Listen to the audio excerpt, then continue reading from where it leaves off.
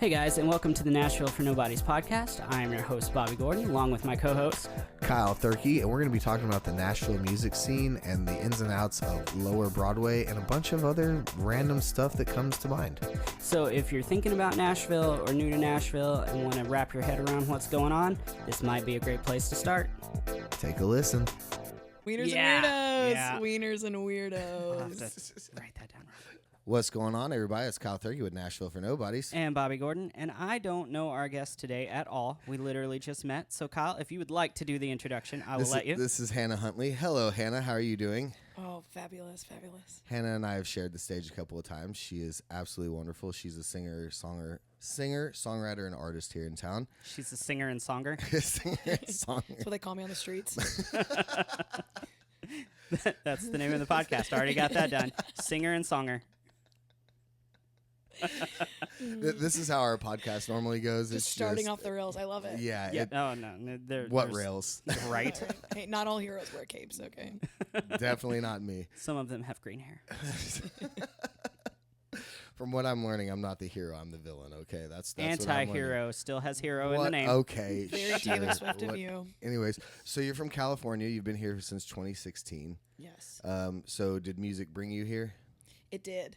Yeah. I have a crazy story. Well, let's hear your story. Game That's on. that's why we're here. We want to hear your story. Yeah. So much like most musicians that have a history and whatnot, I have been writing songs since I was, like 9 maybe, but they were Nice. trash and just jealousy songs about my sisters and really embarrassing stuff. I have found books since, and every now and then I would do really creative things, like just name it after them. Like I just would have a song called like Emily about my sister. I know, so embarrassing, but I'd been writing songs, doing music, so I always thought I would do it. And I went through a really bad breakup in LA with the only musician I had dated at that point. I worked at Saddle Ranch on Sunset afterwards, and I met James Jericho, who I've been in a duo, Jericho Rose, with for the past 9 years, because we were the only musicians there. We started writing songs. We put songs on the internet. A manager from Nashville found one of our songs, like I always joke, on the dark web. We have no idea how we found it, but I started getting calls, and he ended up, we came out to Nashville. We ended up signing a management deal with him, and we were with him for the past 8 or 9 years. We just left that deal in August, and I just signed a new management deal last week with a different company. Nice. Yeah, super cool. So okay, real quick. So y'all have split but not split. Y'all, because I know y'all still do some shows together. Yeah. So y'all. We still play our downtown shows together. We've recorded a song that's not out yet. We'll be putting out, because I think splitting or breaking up implies that you're not doing it anymore. I think we're just also doing solo stuff and artistry. James has found like a deep connection with EDM music, and I think he calls like bass house, I believe, is the specific genre. Okay. But obviously he's still one of my closest friends, and we absolutely like support everything each other. That is not a direction I would have seen him going. He went to a rave with his brother and just kind of like fell in love with the culture and That's fair. You know, he came from a metal background, so he always loved, I think, the like theatrical experience just like a lot. Okay. And I think that he found that in EDM and the way that they kind of are really like theatrical, over the top. Yes. But he was in Arizona with his fiance's family, and he posted a TikTok about a book talk something and did a growl, like a thing, and it went viral. And so all of a sudden, you know, we were still making music. He just kind of had this whole thing take off for him, and so he's been focusing on that a lot, which has been taking up a lot of time for him. Yeah, and energy in the best way. And I had been writing songs by myself for my publishing deal, and I always thought that everything can I cuss on this thing? Absolutely. I always thought everything I wrote by myself was shitty, because it's like my right hand, you know, was always the same. Like all my songs would be similar sounding. I just thought they were shitty. There's a voice memo, my dog's barking, like they're just I just thought they weren't great. My brother Danny moved to town and created a home studio, and we started like kind of trading work. I was painting rooms for him, and he was helping me get demos together for my publishing deal. The first song I did, I asked him to sing the second verse. I thought, actually, this would be cool as a duet. He sang on it. We're going to put that song out. That's a fun secret. But hell yeah. I was like, this song fucking slaps. This is really good. I thought everything I did was trash, and it was not trash.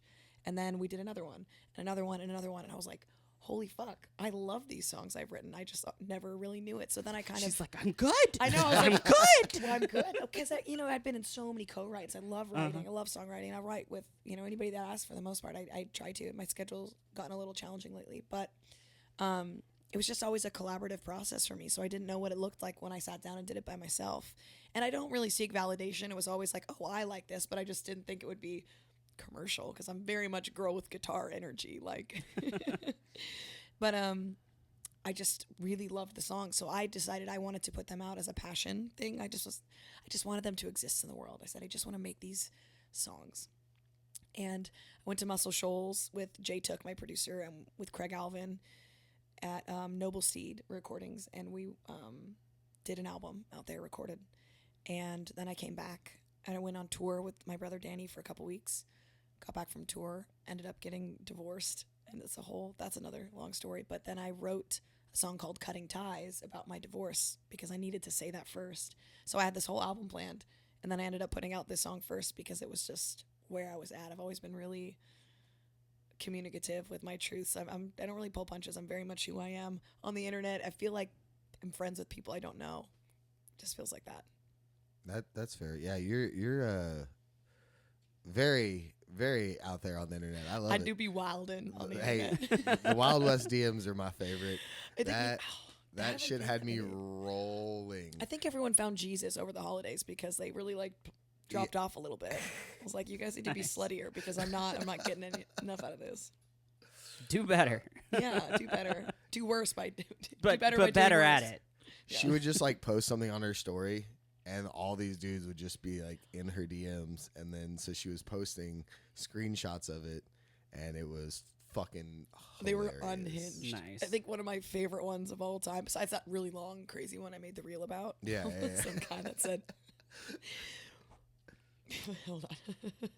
He said, I'm going to bring my big wiener to Nashville in a few weeks. And then he said, I'm going to fuck you into loving me. And I said, this is terrifying. That is actually terrifying. That was A little so bit. much. But I how would can be you take anything serious after big Big wiener? wiener. That's what my girlfriend said. They're like, wiener is crazy. Yeah. Like, huge wiener, also 12 years old. Oh, I know, right? Wiener. It's pretty funny. Definitely have never said that to a girl. He did not proofread. You know, swung for the fences, truly. Or not. Or not. He bunted. All right. That is lovely. So you've got this album that you've recorded. And when do you have a release date for it or anything? Or can you talk about Pause just for a second. that? Pause This just is for the a Big wiener. Are we second circling back to episode big wiener? in a row that we have talked about literally the word wiener. This is true. We haven't even gone to my hot dog love affair. And now we're on hot dogs again. That's 3 for hot dogs. I was trying to stay on the rails, but fuck it. Fuck it. Are you sure you don't listen to the podcast? Because, that's very well informed. I haven't because I wanted to. Normally, you would think a sane person would do some due diligence and get a feel for it. And I was like, I just want to fuck around and find out. I wanted to show up Yeah, and just see what it you was. think we would do our research on people and bring them in there and have some kind of information on it? No. I just go off of what I know about them. I'm Yeah. like, hey, and generally half the time lately he's been booking people, so I don't know half the people coming in. I think that's kind of the fun, though, and that It leads is. to interesting and I think genuine conversation. If it's structured and you have your talking points you want to hit, it's like. And that's what we've always talked about. We're like, we don't want it to be structured. Like, we just want people to come in here and talk and have a good time and be open and just be very candid and just say whatever that's when the fuck they best want. topics come up. Yeah, like big Like wieners. wieners. How are you going to get to the wieners if you're following a script? You know? Exactly. Oh my gosh. All right. To your actual question about wieners is just so good. What can you call this episode? Wieners in Wonder. I like a good alliteration. We'll think about it. Yeah. table Wiener it. will be in it because it has to. It has to. At this point, we've said it a lot. It has to. Right? Yeah. It's almost the focal point more Wild than West wieners. One might say it would be a tease if we didn't. And he's back with the puns. Here we Yes, are I love it. again. Yes, album. So I went down and recorded it. So my thought, I know, right? I'm just getting back. I love it though. We play music. We play music. We're professionals, I swear. I know, that's why we're our creatives, I suppose. As professional as it gets, anyway. Yeah, right. That's the fun in it, though. So no, I don't have a hard date for the album because I want to do singles first, and a lot of it, we went down and tracked all of the drums, all of the bass, and a lot of guitars, but we've been adding to it here. I haven't done all the vocals for a lot of it. We've been going project by project and creating stuff. So I have the third song. It's ready, but I need the album art for it, and we're taking the photo for that at the music video shoot today. Oh, hell yeah. Nice. So it's like I kind of was waiting for that because I have this image, and I don't want to give it away, but a lot of inspiration from this is M. Night Shyamalan's The Village. Fun. Do you know that movie? Yes. Yes. Yes. It's a good fucking movie. Yeah, it is. It's come up a lot in conversation recently that I've been saying, and I keep saying to people, do you know this movie? And everyone's like, no. And I was like, am I the weird one? I mean, probably, but I guess Yeah. so are we. I was like, you're in a room full of weirdos, so it's, Right. you're in good company. Good. Wieners and Weirdos. There we go. There we go. There's the title. See, I knew the alliteration would come in there. Oh my God. Yes. I love But it. so the plan is to do singles, and I'm doing singles, and then I will do the album, and I will add a couple things on there to make it. I'm not just gonna do all singles and then the collection. There's gonna be some other stuff on there. Some I might specials. even, So you've I got, might it's even going add to be some like a demos on there. full length album. Nice. I suppose it'll be like 8 or 9, Okay. maybe 10. It's not like a Morgan Wallen. I believe you. Shoot for 10. You got this. Yeah, right. Shoot for 10. She says 8 to 37, you know, 8 to 37. somewhere between there. I like to give myself a large window. Over From promise, under deliver. EP to Morgan Wallen, where do you fall? I know, right? That's pretty funny. Or even the Taylor Swift. Do you guys like Taylor Swift? I do. I do. Okay, good. I love Taylor Swift. Once again, you're in good company. Yeah. This is a safe space. So I've seen that you've been recording, like you've been learning how to do a bunch of your own shit at home lately. Yeah, I That's see been you're big using for you. Logic. And I was am. Like, I know I- exactly what all those buttons do. Cool, because I'm still learning We that. And I've don't. been using it for years. Really? I'm working on it. I definitely, getting a good vocal chain was big. I actually, because my brother Danny, he's been a musician for a long time. He sings for a rock band, but he does solo stuff as well. He is really good with all this kind of stuff, and when he doesn't know how to do something, he'll figure it out. And then he got into photography for fun, and he's filming the video today. So I learned a lot from him doing all the demos that we were doing together. So I would watch him, and he taught me some stuff. And then the first single I put out, Cutting Ties, I wrote with Jessie Dawsey. Are you guys familiar with Dawsey, the 3 Australian sisters? Oh, yes, yes, Yeah. yes. My ex-husband drummed for them, and I had a write with Jessie. And that was kind of why we touched that subject, because it was my first write with her, and I knew that they knew each other really well, and we hadn't told anybody yet because we parted on such great terms, and we are still like very, very good friends, Troy and I. And I got to the write with Jessie, and I was like, I kind of need to tell you something, and she was one of the first people I actually ended up telling that was outside of like, you know, immediate friends and family, close circle, because then we wrote that song. I forgot why I brought that up, but. We were talking about you doing your own recording and stuff like Oh that. yeah, thank you. She had a track. She had a really good vocal chain, and so I asked her what she used because she co-produced this. She had produced it originally, and then we brought in my other producer Jay, and they kind of collaborated. And Jessie was incredible with vocals, and so she sent me her whole mic chain that she uses, like all of her plugins and whatnot. So I Nice. did a bunch of research and learned to do it, and then I basically thought, well, they're just demos for me to continue writing and to diversify, and so I got on Splice, and I've been doing a lot on Splice. Big fan. I don't know what Splice is. Oh, Splice is the best. It is a samples library, essentially, but it's super high end, and people, Okay. you get credits, you pay for it, and you can download samples. They have something in there called stacks. Splice stacks are the coolest. You can pick one sound. Say you find a really groovy bass line. You're like, I fuck with this. I like this BPM. Key of E. You hit stacks, and then you can select a genre. It could be EDM. It could be country. It could be blues. It could be Americana. It will populate an entire stack of loops with different sounds, and you can add different things in it and take it away. Okay. This And sounds so- like exactly what I've been looking for. It's great for writing because, I mean, Yeah. obviously you wouldn't. Are we would going to probably get a new intro song? dude, I'm literally putting this in my phone now, so I Oh, don't it's forget. Nice. I mean, it's amazing.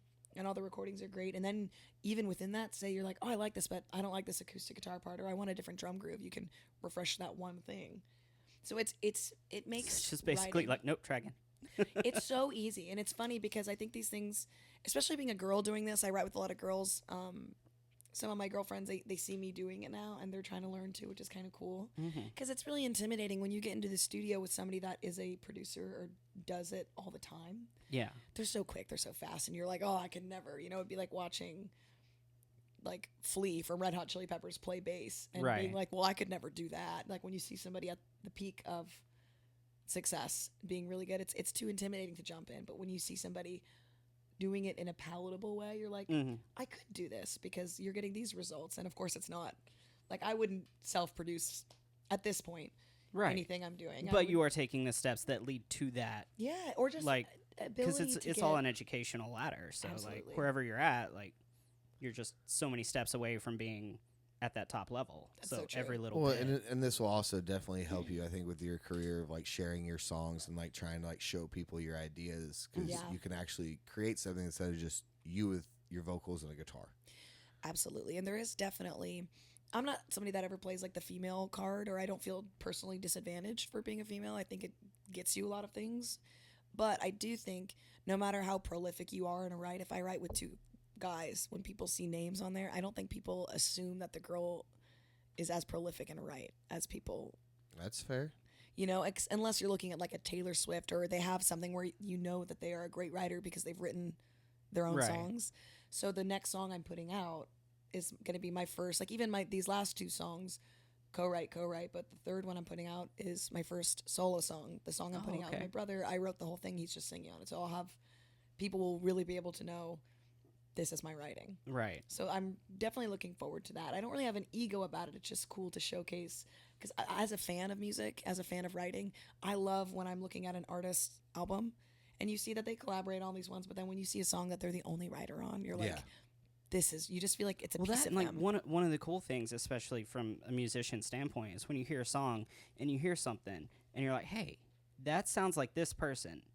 And then you look at it and that's them. And you're like, oh, I see that. There's connections. Absolutely. So that's really cool for people to be able to do. And like now they'll be able to tie you to your style because they have a definitive example of your style. It feels like that. And I also think that even just getting on Splice and Stacks, if I'm only doing certain strumming rhythms on my guitar and I kind of do the similar chord progressions, whatever, those songs can be differentiated in the studio for sure, but you're not really going to take melodic risks, or it's not going to open you up to like, oh, I could do this here, because I wouldn't think to write it structurally that way. Right. But when you hop on there and you get these loops that are different, they give you different writing ideas. So all of a sudden you're growing as a writer, you're pushing yourself as a writer, and you're able to explore a little bit and refine that. See, that's where I've been stuck. Splice, baby. Everything I've been trying to write, like I'm like, I feel like it's all the same. I'm not a guitar player. I can play guitar a little bit, but like I play bass. That's what I do. Guitar, I can do a little bit. I can kind of Enough to get in trouble. Yeah, enough to get in trouble. And so like when I sit down and I try to write these songs, I'm just like, this is not what it's sounding like in my head. I'm not. So yeah, I'm definitely gonna check this out. It's freedom. I've always said this, and I never did music. I've always done it because it's freedom and it is expression. I know a lot of people say that, but like I look back to my songbooks of my shitty, embarrassing songs that I wrote about my sisters. Now it's like if boys make me sad, or if I'm feeling something, it's not like a way to take power back in any kind of like negative space. It's just a way for me to take this little grain of whatever I'm feeling, sadness, like rejection, whatever, and then create something. And then that gives me so much joy, where it's like somebody can, break your heart or make you sad or drag you on the internet. I don't know, whatever you're into. And then you can write about that. And then all of a sudden you get to listen back and you're like, fuck yeah, I made this. And all of a sudden, like I'll have experiences. I'll be dating a guy and I'm like, I don't think this is going to end well, but it's going to give me so much to write about. That's fair. It's toxic, but man. I've done that. So this Investing last in month, your career.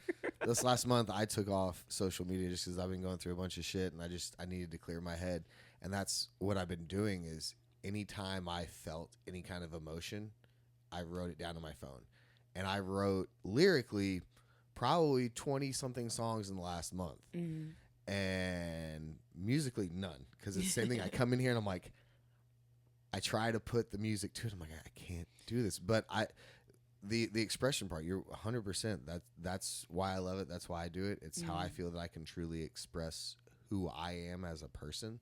Yeah. Like anybody that's seen me on stage, like when you see me on stage, that's me in my real form. I say a lot of stupid shit because I like playing the fuck boy on stage. It's a lot of fun. Like it gets the crowd riled up. But outside of me, the vocal fuckboy shit that I say, how I am on stage, running around, being crazy, that's me. That's I get to express myself. I'm feeling the music as I'm fucking playing it, and I love it. And now before I moved here, I was in a band called Where Vegas Lies, and we were together for 8 or 9 years, put out 2 albums, signed to a label in New Jersey. And when I moved here, I was like, I need to focus on being the best player I can be. And so for 8 years here, that's all I did, is I was like focused on playing. I didn't write a single fucking song. And these last like 2 years, I've just been cranking out lyrics left and right. Amazing. And I've just been like, all right, all I want to do is put this shit to music. So thank you for that. I am now going to go look. I already did. I already looked it up. There's that, and there's another. This is a weird, fun tidbit, like exercise thing I do for writing too, because it's a few things. There's a couple books I've read that have inspired me with writing, but there's also exercises. Like, yes, when you're inspired to write something, you put it down, but sometimes those songs are just for you, and it can't be as like catchy or I do think there's a middle ground where when you really feel something and you write it well.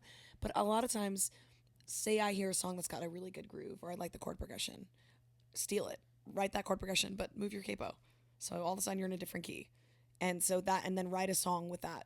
Like, you know what I mean? Learn that song. Because otherwise you sit down at a guitar, if you're not a great player, if riffs don't come to you naturally, which at this point I've gotten good enough to where I can write fine. But I started doing that as an exercise when I had my publishing deal, because I needed to crank out, X amount of songs. I owe them X amount of songs.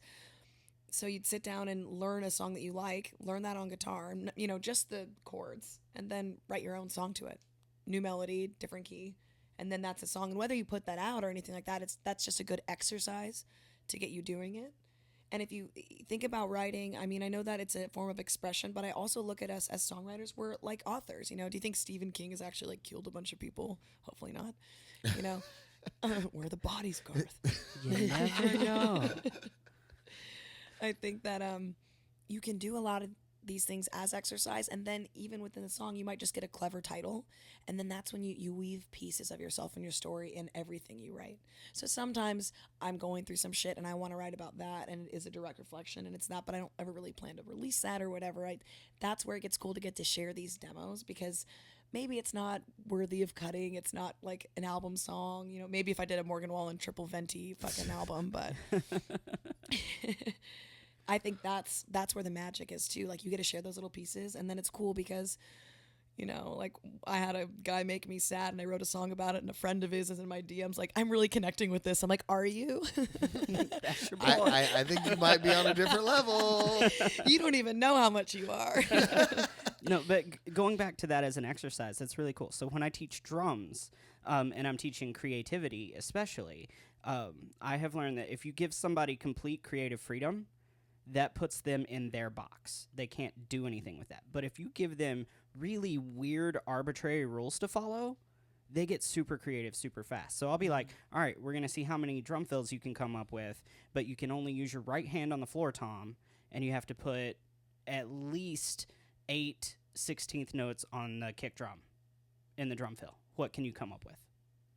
And so you give them really awkward, arbitrary rules to follow, and then they come up with some of the coolest stuff you could ever think of. But if you just set them down and you're like, all right, play a really cool drum fill, they're like, I don't know what drums are. That's a really so I cool love that. I love that you're using that concept. Well, I think that people forget that writing, it's Taylor Swift had this great quote where she said, writing is like a muscle. That's not what she said, though. She said a lot of times when you're songwriting, it's like turning on an old faucet and you have to let dirty water run out to get to clean water. And a lot of times people will sit down and write something and be like, well, I'm not very good, because that one thing they sat down to write one time on their first attempt isn't good. It's a muscle like anything else. You get better, you get more creative. Sometimes you get lucky and you just get something catchy and it works out for sure. But, you know, for every 20 songs I write, maybe only 2 or 3 of them are like good or commercial enough. But the other ones, you know, you write for you, but then you just start to do stuff in more ways. So there's so many exercises. I make them up for myself. I'll be like, this is a funny, weird thing I started doing, because I would just get ideas. I mishear lyrics sometimes. Oh, I do that all the time. Right? Look, ever since moving to Nashville, and now that I'm a singer and I'm reading all these lyrics, I'm like, oh, I've been singing that wrong for forever. 20 years. Do you ever Holy like shit. your made-up lyrics better? Yes. Like, that makes so much more Yes. sense with the song. You failed. Look, one that I always bring up, Dust on the Bottle, I thought for years was Dust on the Bible. I don't know why. That's what I heard. Yeah. I mean, that makes sense. And like, people are like, well, you didn't see the song name? I'm like, look, I only heard that song on the radio. And back then, we didn't have a screen that said the name. Right. That's so true. You know? That is so But true. that's what I heard for years. And I mean, you're not the only one. I've had it requested like that several times. Really? Yeah. Good. That makes me feel better that I'm not the only It's one like that getting heard requested Let's Go Girls. Right. Do you guys know Let's Go Girls? Nope. Can't say I do. Or do you guys know Chasing Airplanes? I love those ones. that. There was an artist that I played for a long time that I don't think he ever said the song title right. Like, Intentionally or just... no, like anytime, like, so I would sing "Beer Never Broke My Heart." He was like, "All right, Kyle's gonna sing ice cold long neck beer," and I'm like, "What?" Like, what? No, what? I've played with people like that where they'll just use like the first line in the song as the song As the title. title, yeah, and you're like, "That's not the title." Like a barbecue stain. Yeah, well, I think That's a big one. Yeah, because isn't it something like that? Yeah. Yeah, whatever he calls it. I That is think true. everybody. I think it's just become a universal thing It downtown. is, but I know because people it's- that will do that for every because song it's they call. shorter now The than titles. something like that. But also, if you say something like that, sometimes you're like, "What? What do you?" Something like what? Well, it's like somebody like you, someone like you. There's so many Right. of Yeah. those in general. Yep. But bringing it back, if those Dust on the Bible, that could be a lyric, that could be a concept, that could be, you know what I mean? There was a collaborative song between Kesha and Dolly Parton, and their first line of the song, when I heard it, I thought it was "Don't Tell My Nights," and then they write the song, and I thought, what a great line, and I liked the song. It was called "Old Flames," and "Old Flames Don't Hold a Candle to You." It was like their whole hook. It was really cool. Well, their lyric was actually "Downtown Tonight." When I learned that, I said, oh my God, but I wrote a whole song with James called "Don't Tell My Nights." And the whole thing was, don't tell my nights, I'd trade them for mornings with you. Like, you know, it's like, don't tell the party side of me that I would rather have a peaceful morning with you, you know, instead And of then you going find out and- that super creative lyric was And- just a and mundane lyric, and you're like, oh. well, no. it gave me an entire song idea. We wrote a song. Right. So I do it as an exercise. A lot of times an artist will have a song title. I'm listening to it, and I think this has happened 2 times recently. One song I did and I put out, and the other one I might put out. But they had a song title, and I thought they were going to make a flip that they didn't make, or like a meaning, you know? Like, and I've written 2 songs. I mean, Highway, my most recent single, I put out a song called Highway. Very common song title. I was listening to, I think, Shabuzi. I don't know if I get sued for this down the line. We'll see. Ugh. Sorry to my so. That management. means I'm you made sorry money. if I'm going to get sued. Yeah, right. Yeah, fair. If there's anything to take. I like to listen to new artists. You know, album comes out. Oh, what are they saying? That these top people, these top talents in the industry, I want to learn. Right. Listening to his song Highway. And I was like, the way it was setting up, I thought he was going to say, I can't keep living the highway, like highway. He didn't do that. I got home and I wrote that song. So I you're wrote like, my song ha-ha! Highway. Yeah, well, and I equated a person to a high, a person to Right. toxic behavior, because that can look different for anybody, whether it is drugs, whether it is, man, like the toxic person that just gives you such a high being with them, and like the highs are high but the lows are low, and it's like I can't keep living the highway, like just chasing that high and just trying to be distracted. And the whole thing is like, even at the end of that song, I end it with a clip of a phone call. That's, you know, lately I've just taken a step back and really looked at my life, and I think I just want more, and the song ends there. And the whole thing, because it's like the concept of wanting more, and not, you can blink in this town and 6 years go by, and it's crazy. Yeah. because we're all just, you're just so go, go, go. Right. And when you get to do music for a living, that's kind of addicting. And a lot of people get so much validation. You'd feel like rock stars night after night. It can be hard for I've never struggled with this personally because I'm such a psycho. I'll get home from a double and write a song upstairs and record it because I'm so psycho. I'm just obsessed. Yeah, I have seen you been doing that. You're like, I'm up and it's like 6 a.m. You're still like up writing after I just saw you downtown 8 hours ago. I know. And Kyle's like, me too, but I'm watching Disney movies. I'm a lunatic, and it's not like to flex on. It's especially, I think, when you go through stuff, it's just like, it's the outlet, but the freedom, I'm so inspired because of the freedom of being able to get ideas sounding the way you want them to. That's addicting. Well, I mean, I'm not gonna lie, like freshly, really, the first 2 years after my divorce, that's how I was. Yeah. I was trying to stay busy, trying to keep my mind busy, but I was also very creative. And those days that I wasn't super drunk, I would come home, even some of the days that I was drunk, I would come home and I would write shit. And over the last couple of years, that's kind of fallen off. I've become a little bit more lazy. You started a podcast. Yeah, I mean, we've been doing this, how long now? This is year 4. Oh, shit. Year 3 for me, but 4 for you. Yeah. Yeah, we've been like you said, time in this town, it flies. It really does. Well, and that's a scary thought. You know, when you get back and you realize this time has gone by, and how have I moved my needle Right. of what I want to be doing? And for a lot of people, for players, it might be a lot different than artists, because if that's all you want to do, you're doing it. There's no. I think when you're a player, you're always playing somebody else's songs. So it doesn't really matter if you're playing on Broadway or on the road. If you're playing on Broadway, you get to have your family, you get to be home at night, you get to have like a normal life. So there's no this or that. But when you want to be a front person, a singer, an artist, when you want to write your own stuff, that's where it's like, well, do you get enough fulfillment singing cover songs or not? Right. That's actually literally what I've been like really battling the last 2 or 3 months is have I moved my fucking needle? Like what marks have I made in this? Like what positive marks have I made in this town? What have I done?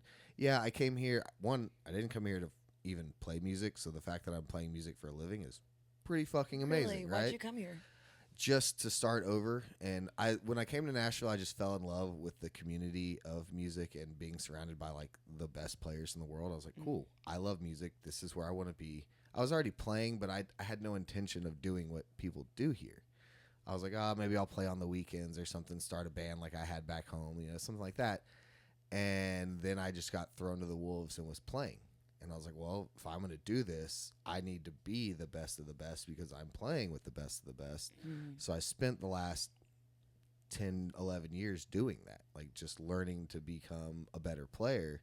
And then when this opportunity for me to have my own band in front came about, I was like, well, I do miss that creative mark. Like, let me get into that. So the last 2 years I've been learning how to be a front man and a singer and do all this. And I'm like, okay, well, I do want to release music. And so I have been. The last 2 months I've been looking, I'm like, what the fuck have I done? I'm like, what am I doing? Going back to like the artist versus the player, I feel like as just a player and not an artist, like it's harder to quantify what your needle is doing.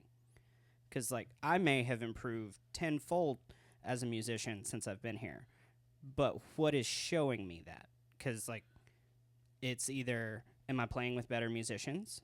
Well, we all know that that's not an indicator of your talent. It's an indicator of who you fell into when. Yeah.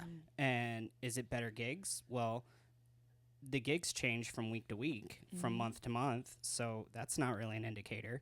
Like, I feel like as an artist, there's metrics that you can quantify and be like, okay, well, I'm moving in the right direction. But as a player, sometimes, like, it's really arbitrary. You can't figure out, am I doing anything? Like, are things changing? Am I improving? Is the quality of my career getting better? Because it's all up and down depending on the season. So I think that the way I look at it, even when I say my needle, I look at it as a life thing. You know, when you envision where you want to be in life, what does success look like to you? Is it financial freedom? Is it emotional stability? Is it owning a home? Is it not being tied down to owning? Like, whatever that looks like for you. and where you want to be. I guess that's what I call my needle, as opposed to like how many followers do I have? Nothing like that. Right. Yeah. And or even, am I getting better is great, but it's like if you have a full gig schedule, you're making a living, you're making good money, you're saving, you're, buying, like if that is just your job, I don't think it always needs to be getting, pushing and getting better for everybody. It depends on the person and what the goal is. And I think that there's a lot of people in this town that get terrified to, I don't want to say quit, because it's not quit, but terrified to accept that. And it's not like they don't want it as bad. It's just there's so many different jobs in this industry and so many different levels of success and what success looks like. And if success is paying your bills and coming home to your family at night and saving money and enjoying going into work every day because you get to sing songs or play songs and be around music, and that's all that looks like, that is success. It doesn't need to be name and lights big. It looks different for everyone. I think there's so many people that move, mainly artists would be my guess. Or maybe players that always thought they would get on the road, get on a tour, play with someone of note, because but that's just what validation, if you're making money, if you're living the life you want to live without the external validation of other people telling you it matters because you're playing on stage with someone that people have universally decided is cool. If you play with people that you like and you think are talented and you enjoy hearing them night after night, how is that any less than if you're making the same money? If you're going on the road for $250 a gig versus staying in town. For artists, I think it looks different, because I think so many people came from a town and they moved to Nashville to chase a dream, to say, I want to put music out. I want to be somebody. And then they fall into Broadway, and then they get that. A lot of these people are people that were big fish, small pond in their hometown, or their parents are their number one fan, or they were in bands all through, you hear that same story over and over and in different iterations. But I think that for those people, some of them are terrified to admit to themselves they don't want it as bad as other people that are willing to just outwork them. And it's not from a lazy standpoint as much as I'm a psychopath. I'm a lunatic. I don't go, I need to work on this song at 11:30 at night. Like, oh my God, I can't get this idea out of my head. I go work. So it's not to make anybody feel bad. It's just how I am wired to create. And I think I've been saying this phrase a lot lately. Water flows downhill. Duh. We all know that. When things are natural and easy and meant to be, it unfolds that way. Right. When you're not forcing it, it just happens. And I think that that's a sign you're on the right path, in my opinion, in a lot of these ways. But I don't know. I think it looks different for everybody. And so many people are afraid to acknowledge that their dreams might change. That's okay. It's not quitting or giving up. If you're like, you know what?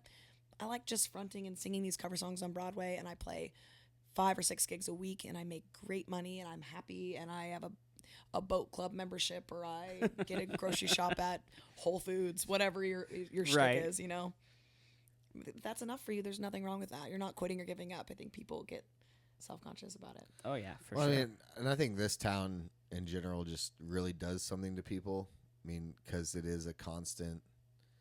Everybody is helping everybody, but everybody's also competing at the same time. Like you really are, and it's moving quickly. It never fucking stops. So if you take a little bit of time off, you're like, oh shit, I'm behind now. Yeah. And I think people just kind of get lost in the flow of this town, and that'll do it to them. And seeing all of their friends go and do these other things, and and that's one of the reasons why I got off social media, because I was like, I'm comparing myself to everybody. I'm like, what the fuck have I done? All I'm doing is playing downtown. I'm like, wait a second. You play downtown, and you get paid really fucking well to do what you do, and you make a lot of money, and you're doing shit you've always wanted to do for a living. You're not teaching. You're not working in a warehouse. Right. You're not. I don't have a boss. Like, I am my own boss at the end of the day. So I'm like, and getting off social media helped me like realize, I'm like, man, your life ain't that bad. it's pretty good. You're 100% right. So practicing gratitude in that way, I think, is so important. Yeah, because it's easy to lose sight, especially when it becomes so like colloquial. Like we all do it, so we know. The gigs are just so. It's not on the pedestal anymore. People come to visit Nashville, and they're like, there's people that want to sing a song on stage. You're like, yeah, I'll hop up, sing a song. And then they'll post about it, and they're like, it's my dream. I sang on a stage in Nashville. And I don't want to say take it for granted, but it loses the allure and the sparkle to where it becomes every day to us. Yeah, because it's a job to us. It really is. Yep. This is our job. It's what we do. We show up at these times. We play these songs with the same people, go home. I mean, we're in the top 1% of musicians in the world. Yeah. because we can make a living doing this. Right. And we It's go crazy to home think like, about. man, I suck. Well, you're better than 99% of the rest Yeah. Yeah. that can't do this. And you so. learn so much playing on Broadway. Oh, yeah. So much. I only started playing on Broadway in COVID because I was a bartender in this town. I worked at Tootsie's, and then I still bartend at Nudies on Sundays. And when COVID happened, I got gig opportunities that it, snowballed, and now I have a full gig schedule. But I just think it's so crazy how much better you can get. Mm-hmm. And you learn to play with people, to play on the fly, to, as a singer, stay in key, like things that you don't, especially if you're a naturally gifted singer, or if you've never had lessons, or like I've never, I Right. don't know if you have either. I've never done it. Nope. You just, we just fuck around and find out. Yeah, pretty Right. much. Sometimes it's really embarrassing, but you learn a lot and you get better. And it's funny, my mother will hear videos of me singing now, and she's like, she's the best and my number one fan. Hi, Mom. Sorry I said so much fuck.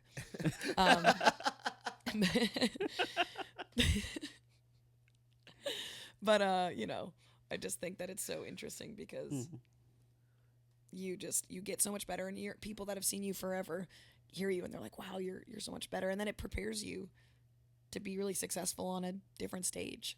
Yeah. But I mean, know? if you're on stage with some of the world's best, Yes. like you don't have a choice. They're going to pull you up with them. So when I first started playing Broadway, I had it up on this pedestal, and at the time, most everybody downtown was like the best of the best players. So I was like, oh my God, like I'll never be able to do what these guys do. These guys are so good. And Bo Tackett, who plays lead guitar for Blake Shelton, used to be my next door neighbor. And so him and I became friends, and we started doing a Broadway gig together. And he looked at me one day and he's like, Kyle, you just have to look at it this way. Broadway is boot camp for musicians. He goes, you're gonna be put in every situation possible except for in front of thousands of people. He's like, but then CMA Fest, you never know, you might be. He's like, Right. So you're gonna be put in every situation possible, and you're gonna figure out what you can do, what you can't do, what you need to learn how to do, what you need to learn to stay away from. And so that's how I've always looked at it. I'm like, Broadway is boot camp. And since I wish now that I would have done it backwards, because when I came here and I started playing, I was thrown on the road. My roommate's bass player couldn't show up, so I was thrown on the road, got with this band, was with this band for years, but we were doing the Broadway thing on the road. I didn't realize that at the time, but that's what we were doing. And then I started doing the USO and AFE tours and went around the world and did all this, and I did some radio tours and theater tours. I wasn't prepared for any of that, like at all. Like I should not have been on a lot of those stages. I'll be real honest. I should not. We've I all just been got there. lucky. Yeah. And now if I were to be thrown on those stages, it would be completely different. You'd show up differently. Yeah. I would show up prepared 100%. So I always look at it as Broadway is boot camp. It's also my job, and I'm lucky that I get to play music every day. Yeah. Like I get to play music with my best friends every day. That's pretty fucking cool. It's all Right. that's really all I Right. wanted to do growing up was just like play music and not have to have a day job. Mhm. Right. And I'm doing that. In my eyes, that's success, but most other people, it's not. Isn't Well, it? most people only understand like Garage Band and Superstar, Yeah. not Yeah. the thousands of levels in between. That's a really good point. And so when like you say you're a successful musician and they're like, "Oh yeah, well, have you done this, this or this?" Well, no, but that's not the only option. Yeah. Isn't it funny? Just going back to your point too, you don't realize how much you don't know until you realize how much you don't know. Yeah. Right. Until you actually get that knowledge and you're like, wow, the fuckery I was up to before. And it's funny getting opportunities that you are not. I can relate to that so hard, Kyle. Like getting opportunities you're not ready for and just not being able to deliver. But like Broadway teaches you learn to work with different sound engineers. I've worked with sound techs on their first day there, and of course they've gotten better or whatever, but they don't know what they're doing, and then you're having to work with a really bad mix, and you got to still sing your show. You got to show up and do a good job. It teaches you, so when you're on tour and then you have terrible pair of monitors, one goes out, somebody spilled 8-year-old beer on it, and Right. whatever, you can perform in any circumstance. It And be makes like, oh, it's not a big makes deal. the uncomfortable comfortable. Yeah. Yeah. Yep. I was in a situation last week. I did a showcase for an artist that I play with, and because of what we all do and how much we do it, I kind of just think everybody has done these showcases before. You've done the small 3-song to 6-song showcases or whatever, especially being an artist. I kind of assume people have done that. I feel like that's like one of the things you start at the very bottom with, you know, is doing those small venue shows. Right. And so we show up to this, and I'm asking him all those questions, like, when is sound check? When are the bands changing over? Where do we put our gear? This and that. And he was just treating it like a Broadway show. And just, we're going to do a quick little changeover line check and this and that. And then the band before us comes in and they set up and they do a sound check. And then the sound engineer thought they were the closing band because they did the sound check first. And then we started talking about doing our sound check, and Noah was like, no, we're the last band. And he was like, well, you should have gone first. Right. And, you know, just things that they're different fields. Like Broadway is different from the showcase stuff. And that's something that I kind of forgot, that, hey, not everybody has done this.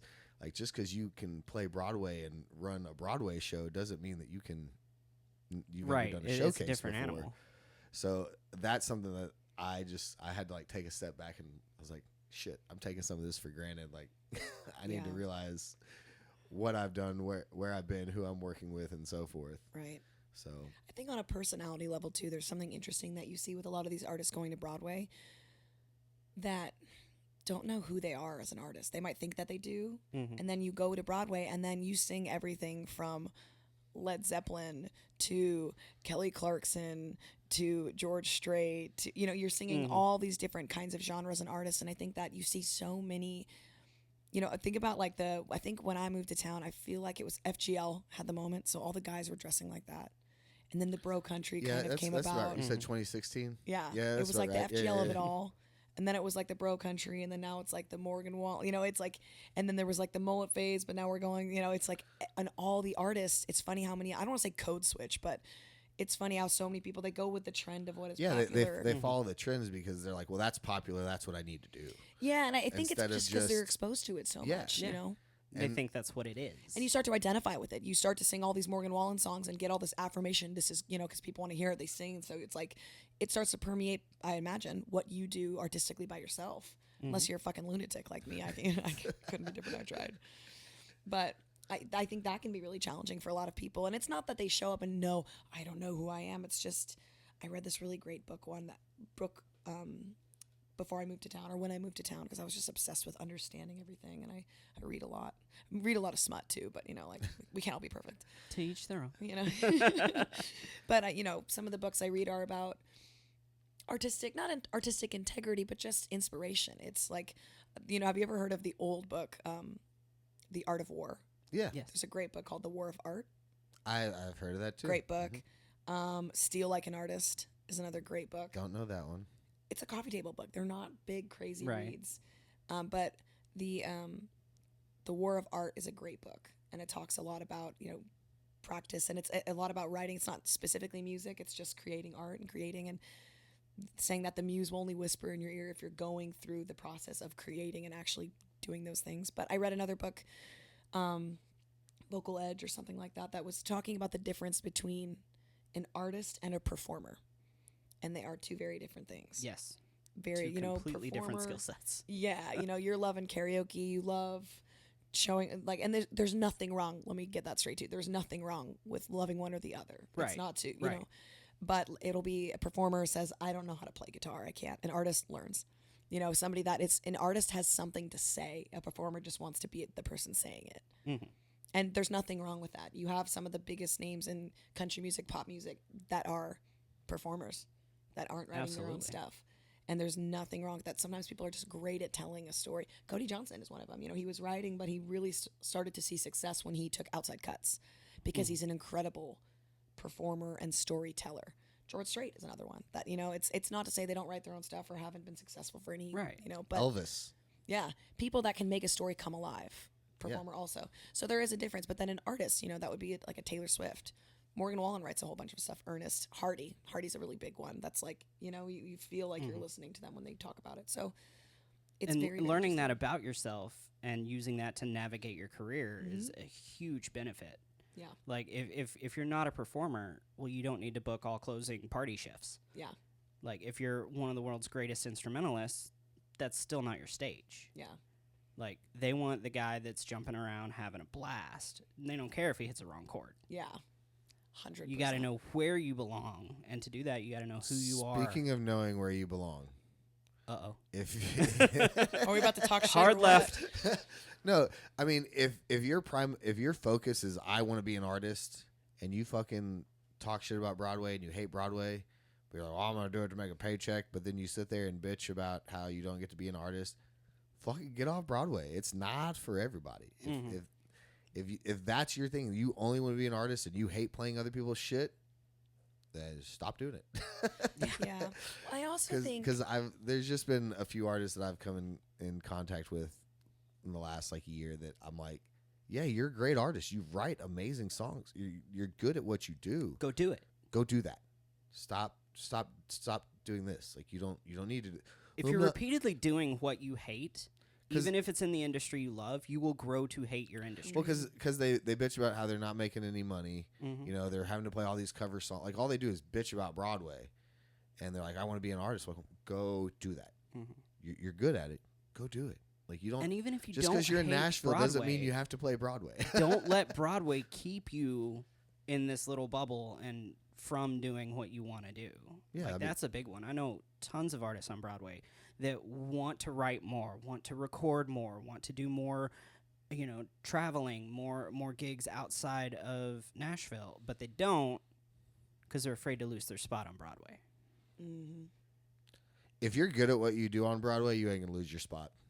Well, now there's so many spots, like you can trip and fall into one. This is awesome. Like my whole gig schedule this week is because I did like a couple of sub gigs, and then she was like, "Hey, can you do all of these?" And I was like, "Yep."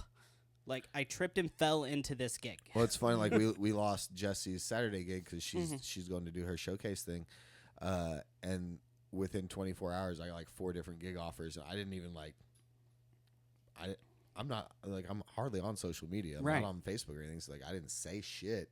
Just all of a sudden I started getting text messages. Well, I'm and like, she sweet. She texted me and she was like, "Hey, I might have this showcase offer that I really want to take, but if I do it, I don't want to sing Saturday. I want to rest my voice." I and I told was her, like, "Then do that. Yeah, I was like like, that's go. what you're here for. Do that. Yeah. Like we'll be fine."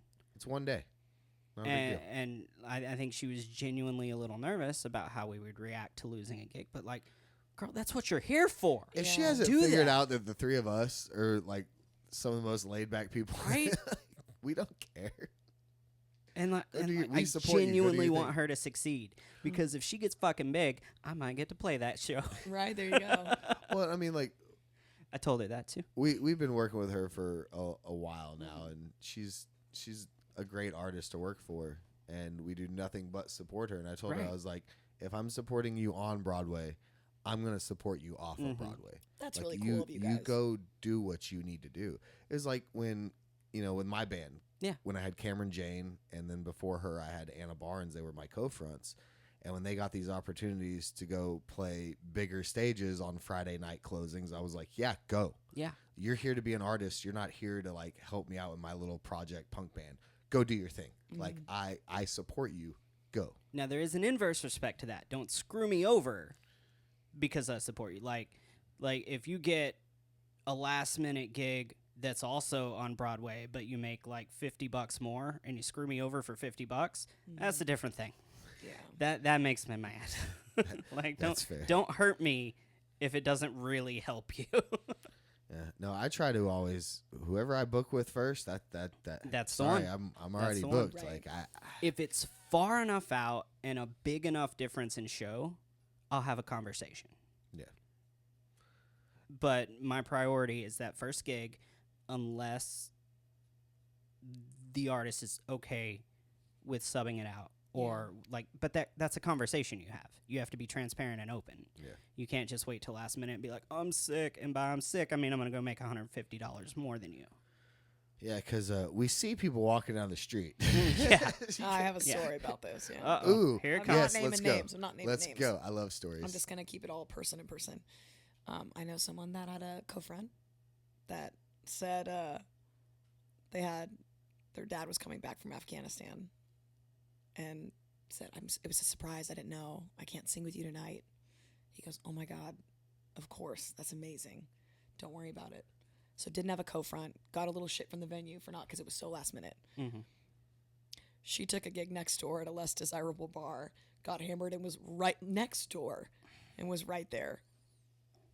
Because she was sleeping with the other guy that she took the gig with, so Definitely don't lie about it's just it. what a lie too. Right? It was Yeah, like my dad is coming back from Afghanistan is crazy, and then it was like, oh, actually he's not. Like what?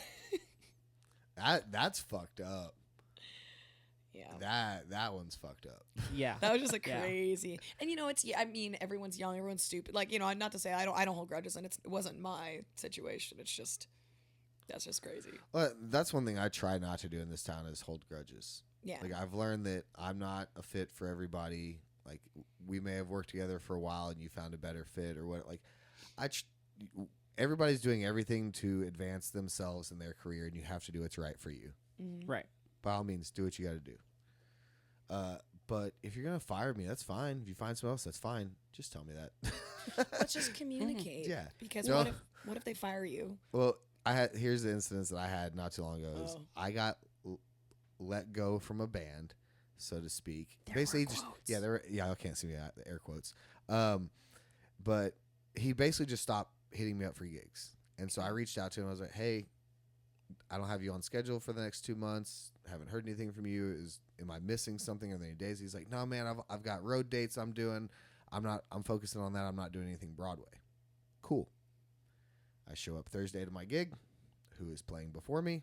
Him. I'm like, oh, okay. Nah, maybe he's Sick got road called. date. Maybe he's got called for a one-off, whatever. The next week, 2 days in a row, same thing. And I was like, okay, so you just lied to me. So then I was like, you know what? Whatever. Just okay. Like, and I knew I was already getting replaced. This has kind of been something that's been happening. But he told me, he's like, you'll keep these gigs and he's going to do all these other gigs with me. And that's not what happened. He just got rid of me completely. It's fine.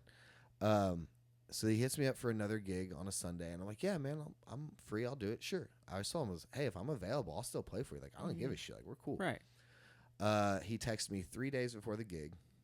Well, the whole band. He texted the band. He's like, hey, guys, sorry. Sunday's not happening. They're doing a buyout, this and that. I'm like, okay, that shit happens. No, they played Sunday. There was no buyout. Oh, that's shitty. Why do you lie? Why lie? So it's stuff like that pisses me off. Just be honest. So here's an inverse story. Kyle put together a band for the Valentine. I was on drums. We did that for a couple months, whatever. He put together his band for his gig. He didn't pick me for drums. I'm not a good drummer for that gig. Mm-hmm. He looked at me. He said, hey, I was like, you don't know these songs. I was like, there was a conversation. Yeah. It wasn't I just. Yeah, no. He looked at me. He said, hey, these are the songs I want to play. I said, I don't know those songs. He said, cool. Yeah. That guy does. I'll get him. And I said, cool. That guy does. You should get him. Right. Like, It shouldn't there's be no so personal, problem. you know? Like, you're not built for every gig. If he gets a gig that I would slay, he'll call me. Yeah. Vice versa. If I get a gig and he's not gonna know shit, I'm not gonna be like, Kyle, come look like an idiot. Well, it's like when people, because I am a rocker, so when people call me Right. and they want me to do like these like hair metal gigs, Mhm. that's not the rock shit that Right. I know. Like 90s and newer, yes. Stuff prior to that, that's nope. I know the handful that I need to know to get by when they get requested, but that's not the stuff I know. So I turn them down. I'm like, no, go pick somebody else. I'm not going to butcher your gig just because I need a paycheck today. Like, But like, yeah, all that to no. say, like, I'm not even remotely offended he didn't pick me. In fact, if he'd have put me on that gig, it would have probably embarrassed me. And then I would have been mad. That's very, very valid. I also think that sometimes you can grow to. I sing a lot with Isaac Harris now. Yeah. love singing with him. And I had him sub with me a few times before, but he had never called me, like, for years to sub for, well, maybe like once or twice, but, you know, he had never called me. But years went by, I learned a bunch more songs. I got a bunch better. Then when he does call me to sub, I fill in and he goes, you want to do it again next week? Do you want to do it again? You know, and it snowballs too. Sometimes that time can give you the preparation to be a good fit for the gig too. Absolutely. Because now I'm his stable person on those gigs. So sometimes it is better for you in the long run. Oh, it absolutely is. Well, like he has the song. I give him the song list, and hey, learn it. And if I need you, I'm gonna call you. And if he calls me and I don't think I can do it and do it to a level that he would be happy with, I'm gonna say get somebody else. Right. That's not my gig. I want the money. I don't want to embarrass anybody. Yeah. And that's a respect thing. Like, I respect him enough to say no to his gig if that's the best thing for the gig. Right. And being honest and direct, man, it's just it's crazy. It's almost like the white lie of I'll be there in 5 minutes when you know you're going to be there in 15. But you want to say 5 because it sounds better instead of saying 15, so they can go, okay, I have enough time to do this, this, and that. It's the same thing. Instead of saying there's a buyout, feels like less of a rejection than like, hey guys, love you all, but this is the band I'm going to be touring with on the road, and I want to lock in with them and be playing like more gigs with them. Like if I ever need a sub, you're my first call. Because it sucks. It feels like you don't want to have. It's just really anti-confrontational. See, now because that's happened multiple times, if you were to call me for a gig, I'm not available. That's just what I'm going to say now, because the last 3 times I've said yes, you've come back and been like, never mind. So I'm not going to book that day off because I know that I'm going to have better chances of either booking somewhere else or, hey, you know what? I'm going to take Sunday night off. Right. Sundays are my Fridays, so I'd rather take the night off anyways. There you go. But I know you got to get out of here. You got to get to your music video. I want to go film a music video. That's cool. It's such a cool concept. What's the theme of the video? Can you tell us that, or is that too much? Well, when is this coming out? Well, I want to know like what the theme of the video is. When like, is this podcast coming out? Friday. Oh, Friday. It'll be before. The theme of the video is okay. It's gonna have an energy and a vibe if Stevie Nicks and Casey Musgraves throw a prom in the woods. Okay. That's one. But there's other scenes, but I'll give you that one. Prom implies party, but like the energy of it's not a prom. It's the village meets Witch of the Woods meets my ex-boyfriends. So I don't know if this is accurate, but the thing I have in my head is like witchy, creepy, redneck bonfire. Minus the redneck bonfire. No, just witchy and creepy. No, that's in my picture. Okay, I can't ruin it. Okay. By redneck, I mean like alcohol and drunk people. There's nobody else in it. Oh, that's even creepier. It's just, I should have just said witchy and creepy. Yeah, no. Hansel and Gretel. So when's it coming out? Should have said Hansel and Gretel. The video will probably be in 8 weeks would be my guess, because we're going to I get the photo for the song, upload. We like 6 weeks for DSPs. I've been releasing with Sony Orchard, and Lighthouse are doing my releases. So this song is done. I get the album art.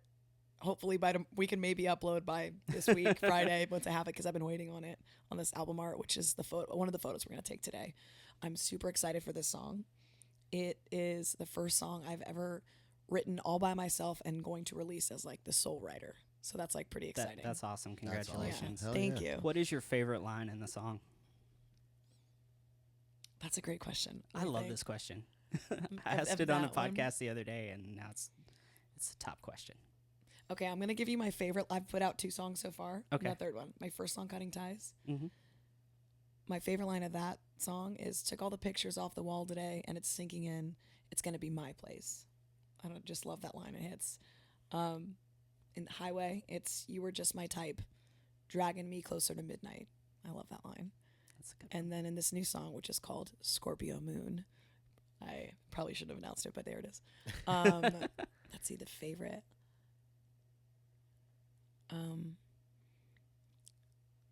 Obsessive, possessive, and lovesick too. Tell me your secrets, and I'll keep them under the moon. That's a good line. I like that one a lot. see. It's it makes sense with the video. It's gonna be cool. I can't wait for you guys to see it. Now You're gonna be like, I'm- oh shit! Right. You're gonna be like, okay, redneck See, bonfire. now round. I have the same like energy from when Gert was in here and Right. he showed us the song. I was like, oh, I'm so excited to hear Hear this. the song. And now I'm really fucking I'll excited play to you hear guys a this. sneak peek of it when we get off. Yes, this is twice I this has love the happened. sneak peeks. Yes, haha, y'all. We get We're sneak important. peeks. Well, where can everybody find you and follow you so that they can see all of this new information? On Instagram, TikTok, Facebook, Spotify, everything. My Instagram handle is at Hannah Rose Huntley, but I go by Hannah Huntley on all of my music platforms. Awesome. Yeah, I find me, can't follow wait me. for all of it to come out. I That'll have be fun. I have so much in store, and I'm so excited to share it. This Thanks is for having me on, What's guys. crazy is this is like one of the shortest episodes we've had, but with the most amount of information. Right? Like, we hit the ground running. We really did. Because I could fit so many words per minute, and I talk too fast. California. Normally we're just like it's just so off the rails. and we Important just- segment, fun segment, we goof off. But this has just been like bam, bam, bam, bam, real shit. with Yeah. good jokes throughout. Well, with jokes throughout. Mine aren't always good. What do we call it? It was Wieners and Wieners and weirdos. Wieners Yeah, and weirdos. yeah. Wieners and I'll have weirdos. to write that down. I mean, look, as much editing that I do, I will hear this 1,000 Oh, yeah. times. I won't forget it. I love it. You need to isolate just that soundbite. Wieners and weirdos. I And then can- play it over and over and over and over. I can make that happen. I'll isolate that and send it to you. Please do. I want you to get us all saying Wieners and weirdos and then stack them all together so it's like a harmony, and then you should melodyne it so that it fits together. Look, and how I'm going to start this video is the opening scene is going to be you pointing to the camera and go, Wieners and weirdos. I'm gonna be like, hey mom, I did my first podcast, check it out. And that's the opening line. Also, hot dog vendors. Let's start talking like sponsorships here. Costco or nothing.